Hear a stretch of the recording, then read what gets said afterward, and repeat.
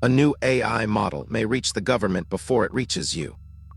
Not for approval, not for a license, but for a 30-day look inside the risk. That is the hook buried inside the new White House AI order.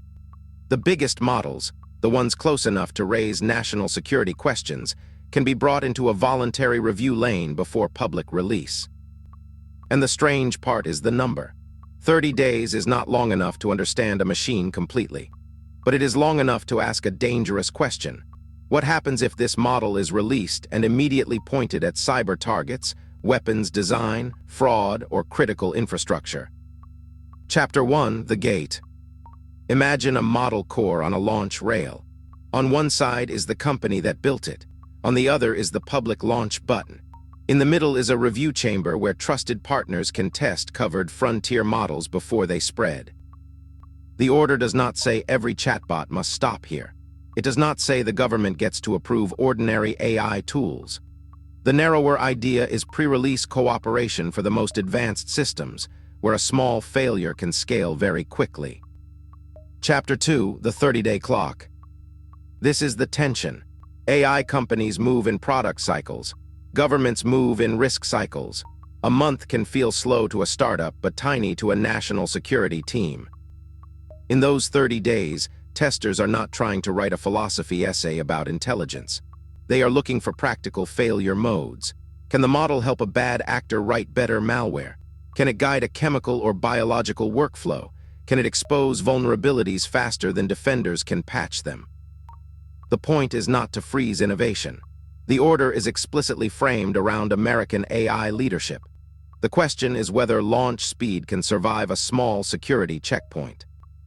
Chapter 3: The Red Team Room. The review chamber is where the model stops being a press release and becomes a target. Red team prompts hit it from different angles. Cyber tests push it toward exploit chains. Safety benchmarks try to measure what the system can do before the world gets access.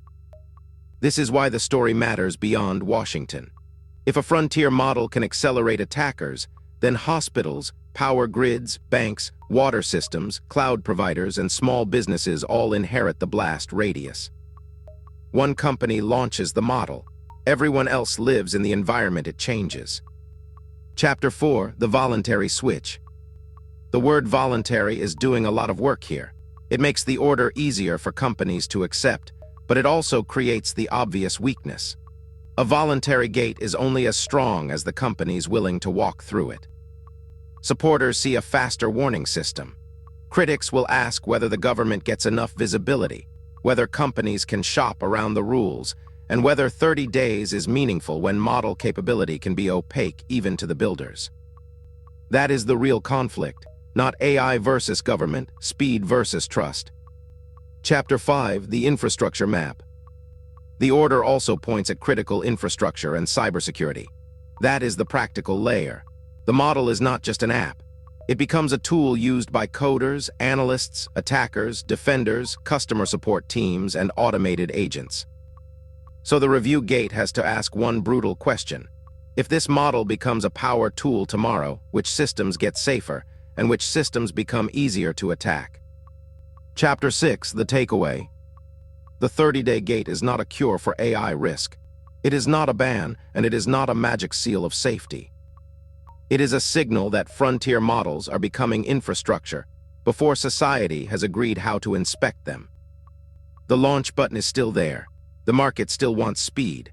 But now there is a clock beside the door, and the question is simple.